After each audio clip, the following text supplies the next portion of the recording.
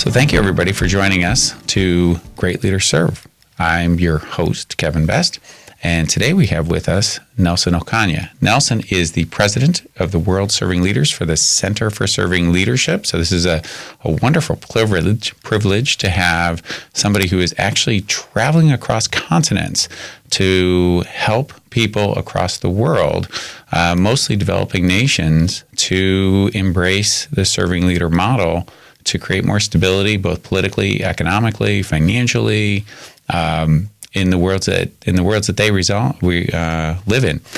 So thank you, Nelson, for coming on. So tell me a little bit more about your role within Center for Serving Leadership. Thank you, Kevin. It's a privilege for me as well to be on this podcast this morning. Yes, the component of the work that I do at the Center for Serving Leadership is extending or finding ways to take the serving leader model to the parts of the world where we believe it's most needed, but also people can least afford it. So traveling around the world, working with partners on the ground, trying to figure out how to do leadership training. So that's basically what we've been doing for the last 3 years in Africa, Asia, and also in Latin America. Okay. And so tell me about your history with serving leadership. How did you get involved in this? How did you embrace a serving leader model? Yes, Kevin, I was born and raised in Kenya, Africa, East Africa to be exact. And growing up, the two concepts, serving and leadership, did not mix. Those are two different concepts. They're servants and they're leaders. So people looked at leadership as something more positional and as almost like, being top down, giving orders and people following them, and also commanding a great respect in community. So leadership did not come up to me as something that actually associates with serving. So servants did the work, leaders told them what to do, and they did it. And so, fast forward years later, here in America, I was invited to lead a global organization called Eastern Mennonite Missions, which is a mission organization, which had 240 workers in 42 countries. Now, coming to that role was an unusual move, by the way, because I was the first non-Swiss German. This is a big Swiss German organization, and the youngest person ever to be asked to lead this organization. And so when I came at that time in 2011, it was a time when in the Western world, particularly in North America and Western Europe, even though they used to be the places where missionaries went, from here to the world, to the enriched people, which was my people, times have changed. And that whole concept of mission and thinking about mission has shifted. And so a lot of debates are right now, being talked about. People are debating whether it's even relevant to do missions anymore. So coming to a world that was changing in terms of concept, how they, how the whole concept of mission was understood and done, had changed. And few missionaries were going out. People were giving less money to that enterprise they did not believe anymore. That's the context I came to lead in. So It seems to me, Nelson, that the mission work that you talk of is an old style kind of thing, similar to what you grew up in Kenya, when we have leaders and we have servants. The people who would come from other countries into Kenya would most likely be more of that leader style. Hey, we're going to tell you what to do. If you do this right, this is great. If you don't do this right, we're going to have to teach you again. So your approach is very different, though. Your approach is going from the bottom up, that serving leader model. So how do you, first of all, being the youngest and Yeah, I would agree. Obviously not Swiss German. How did you help people understand your role as that serving leader? So can you go into that first before you continue on your story? Definitely. So as I began to lead in this difficult situation, at least trying to figure out how to lead in this new context, I met John Stalwart. He had been invited to our conference, group of churches, and also mission organizations and different organizations, by the way, to resource us as leaders on leadership. And at that time, I was really trying to figure out, how do I lead in this new? Everything was new to me in one way or another. And green behind my ears, so to speak, trying to figure out. And then I heard this guy speak and introduce us into this model called the serving leader. And the light bulb went on. I'm like, yes, I think that's what I need for our organization. So I went through a cohort with him. The board allowed me to register into the cohort, and we did a 6 months cohort with John here in Lancaster. And that began the journey. Once we finished, we were able to articulate a clear vision for the organization, try to figure out what is the culture of the organization and how do we rally people around it so that we have a similar language, we're speaking the same language, we're looking at ways of applying the entire HR process and all that. So when I finished training with him, I invited him to come to the organization and meet with my leadership team. And he came and met with my leadership team, and we did some work together for a full day. And then after that, we looped him in for about 3 years to make sure that all the missionaries around the world had gone through their serving leader model and training. And that helped us as an organization to be clear about our vision, about the direction we're going, to be clear about our values, and everybody understood what the values are, and we were able to hold one another accountable. Otherwise, when the values are not clear, you cannot hold people accountable to them. So we worked on those. We articulated 3 core values that everybody knew what they were, and then we began to tell stories of value success. Like whenever we met, our leadership team began our time by telling a value story. This is a story about one of our particular values.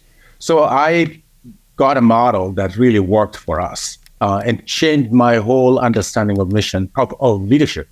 And so I'm a user of the serving leader model, and I've been using it since 2013. Just really a privilege for me now to be in this role to take it to the rest of the world. So let's talk a little bit about when you do this outreach. So now you are at the Center for Serving Leadership. You are going out there and you're doing the work to promote serving leadership to major leaders of these developing countries, both in the army and the government.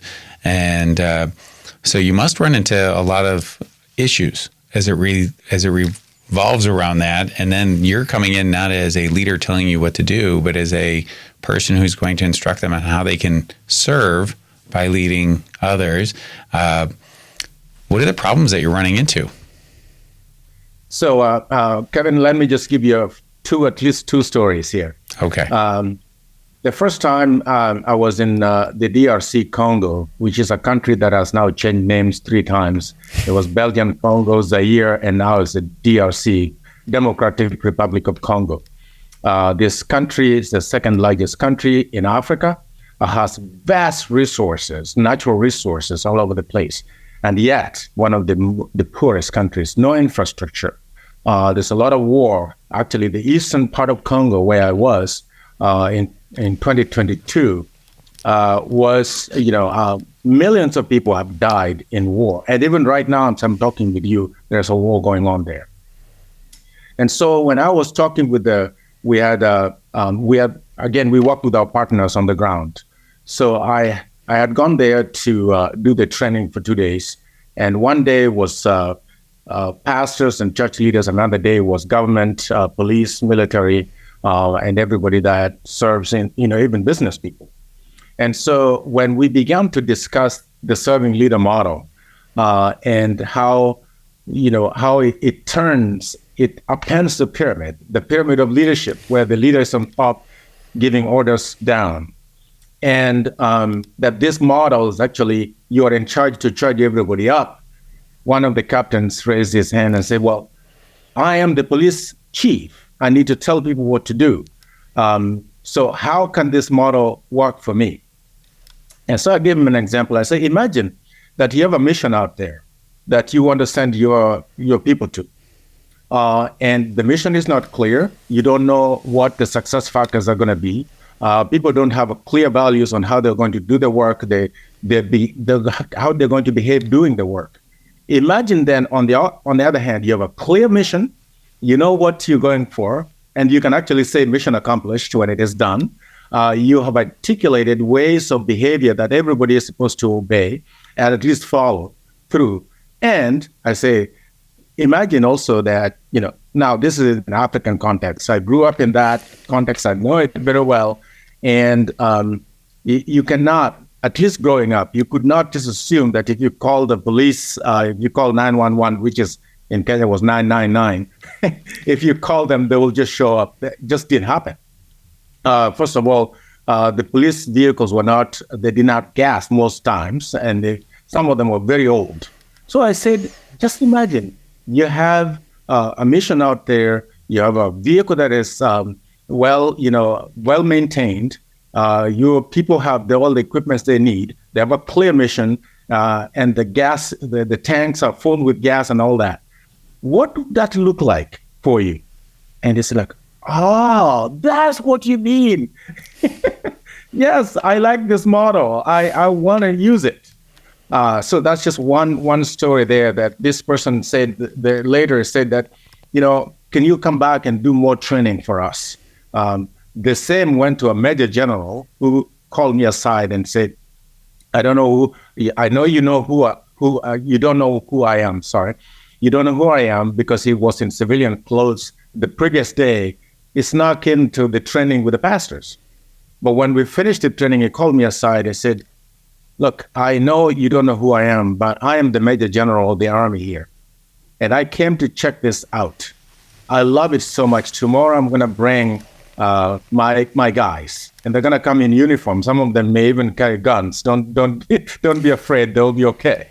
He brought 18 people, a lot of them with their stars, all those on their badges, and they were not just ordinary people.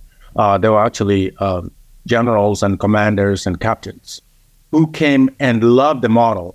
And one of them said, I wish that our entire cabinet of the nation could go through this training, even our president, one of them said. So that's just one situation. Another one was in South Africa, where I had a chief attend training. And the pastors invited 2 chiefs. One of them showed up.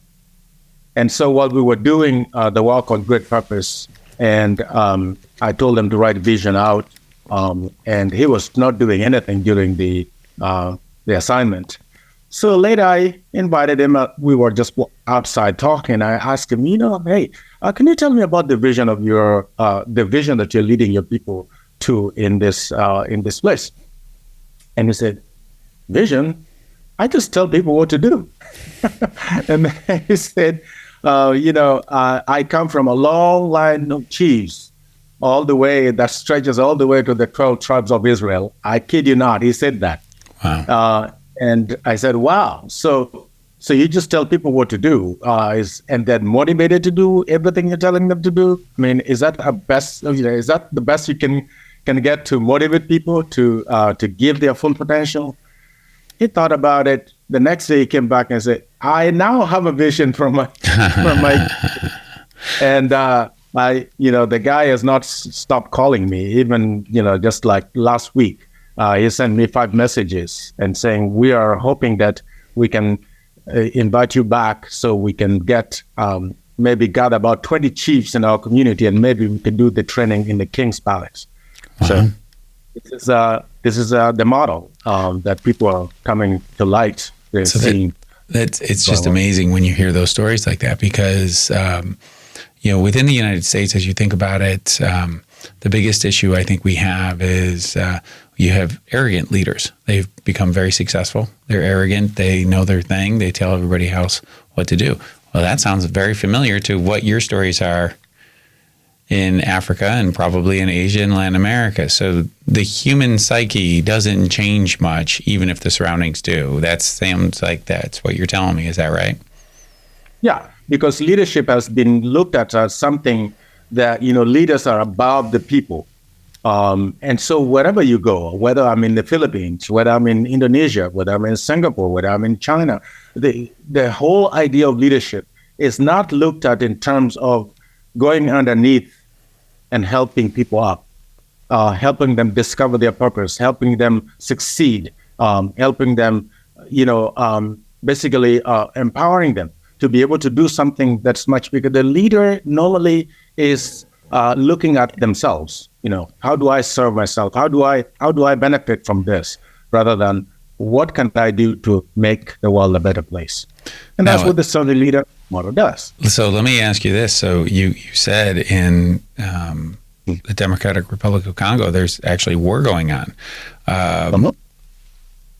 That's a little bit different than teaching a widget maker in the United States how to be greater experience or better efficiencies, greater profits by getting everybody to embrace.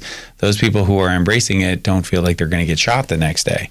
How do you work on that? That seems like a unique issue that most people in the United States, I would say no people in the United States have to deal with, but you have to deal with that on a regular basis. How do you overcome the objection of saying, listen, I lead an army. I don't need them to be motivated for their own values or for the values here. I need them to be able to shoot the other guy when they're shooting at them. So how do you deal with that kind of objection? So again, since we are still staying with the DRC, when I was there, I had just read a book by the title King Leopold's Ghost. Sorry, I'm going to reach out here. This book talks about King Leopold of Belgium, who basically, traditionally there said he owned a country. Very first time that one human being claimed to own a country. And so what they did there is they introduced a model of leadership that was focused on personal ambition, violence, and greed. So they used that model to destroy the people, but they were getting rubber, they were getting all the natural resources and taking them back to Belgium. So this model, the King Leopold model, destroyed the nation. And so I took this book and I stood it side by side by the serving leader model. And I told them what this did, and they know that. I didn't have to tell them. They know. In their own country, they see what's happening. And then we talked about the serving leader model and the difference this would make for them as a community. And even just that, when after we talked and after the session, actually we had some coffee time, and I talked with one of the captains later. I said, well, so no, we were actually, let me just back up a little bit. We went to have coffee on upstairs on top of the roof, and so we had to walk downstairs back to the meeting room, and there were two portraits of two presidents on the wall. I'm not going to name them for of course safety purposes. And there was one on the left and there's one on the right. The one in the left is known in these countries to have destroyed the nation. The one on the right is known as the one who was really bringing change, but he was killed.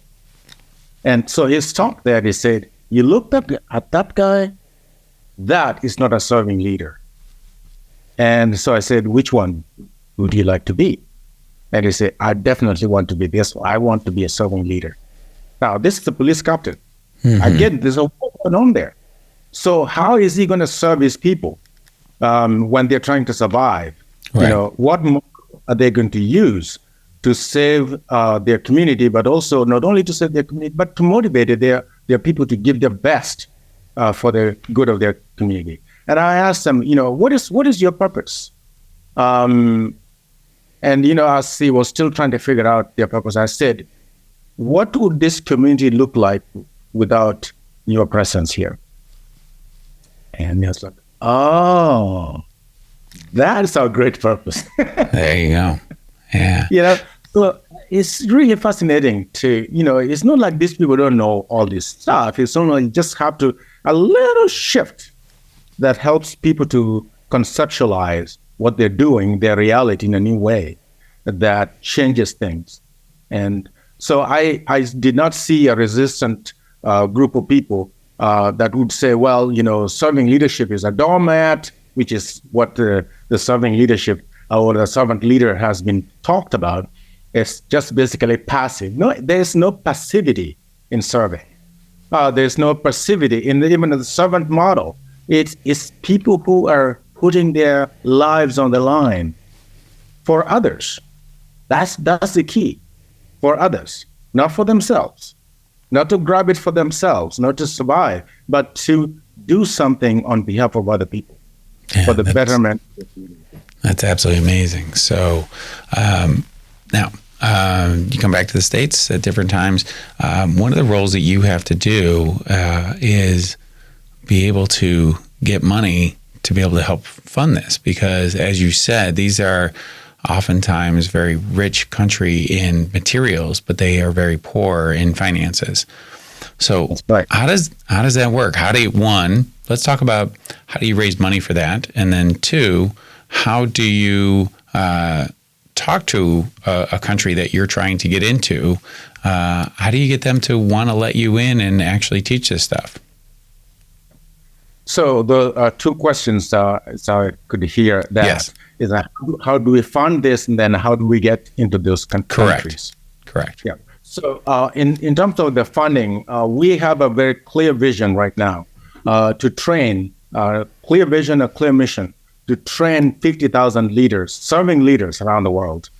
And in order to do that, we want to also train and certify 1,000 of these leaders all around the world so that they can actually do the work that we're doing. That's already started now.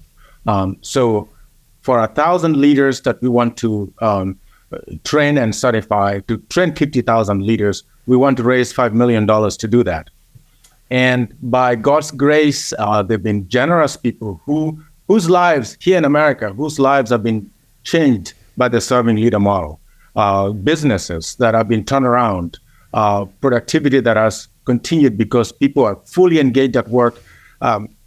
One of the Gallup polls that I think had seen indicated that 75% of American workers are not fully engaged at work. Only 25% are. When we show that statistic, and we talk about how does a human being get motivated to fully bring their potential to work, not just to get a paycheck, but that this work is meaningful and it's a meaning-making enterprise. Organizations and businesses that have turned themselves around and have become profitable, they know the value of the serving leader model. So when we talk to them and we give them opportunities to invest forward in some of these countries, people are coming up and people are showing up. We have at least the pledges now. We started last year.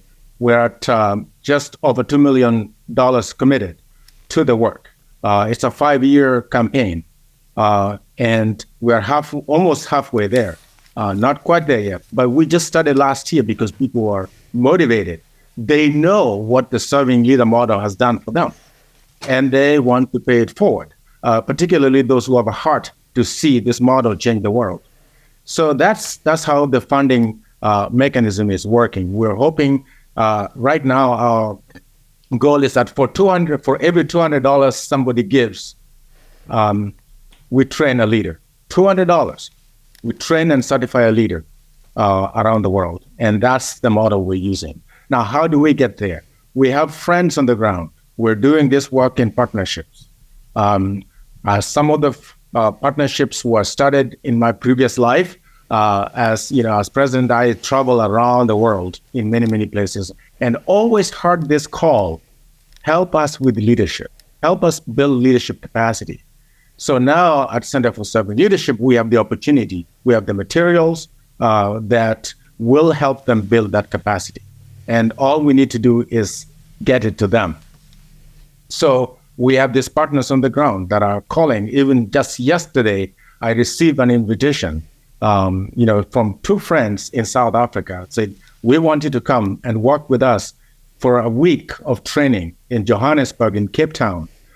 We have invitations all the way to Myanmar, in the Philippines. I was just in the Philippines and in Indonesia just this year alone, and South Africa as well, in Kenya, in Tanzania, in Uganda, in the DRC Congo. The invitations are just flooding inbox. So it's not the problem is not access. The access is there right now. Our only challenge is how do we get enough resources we need to train and equip. And we have already now certified 13 leaders around the world who are now doing training. One of them in the DRC has trained almost over 200 people. He knows the language, he speaks the language. There's a war going on in his community that some of us may not be able to get in, but he is. So he's conducting the training all over the place. Not only is he training in his own community, actually he just came back from Tanzania and Uganda, where he went and did the training. So now we're planning a series of trainings next year using his network and the needs that are there for training. But whenever I go now, I don't do the training myself, or John does not do the training himself. We do training with them. So if I do 2 model, the other partner does 3. And that's how we're working, so that we can be there to validate their certification, but then get out of there so that they can do the work. I was in Uganda twice. The first time I went, I did the training by myself. We trained the bishop there. We certified him. The second time I went, he did 2 actions that I did 3. Next time I go, I might just do 1, or just sit in the classroom and get taught by him. Yeah, and that's what we see happen. That's absolutely amazing. Well, Nelson, our time is up today. I want to thank you so much for being part of my podcast and having this wonderful conversation with me. For everybody else, you like this, please help us get it out and share it, rate it, review it. Most importantly, share it with your friends, your family, your business, your coworkers. We're getting a great message out there. Thank you so much for being part of this today, Nelson. Thank you so much, Kevin. It was a privilege. Yeah, and we're looking for seeing a world that is thriving because leaders are certain. Thank you. All right. Well, thank you, everybody, and we'll see you next time.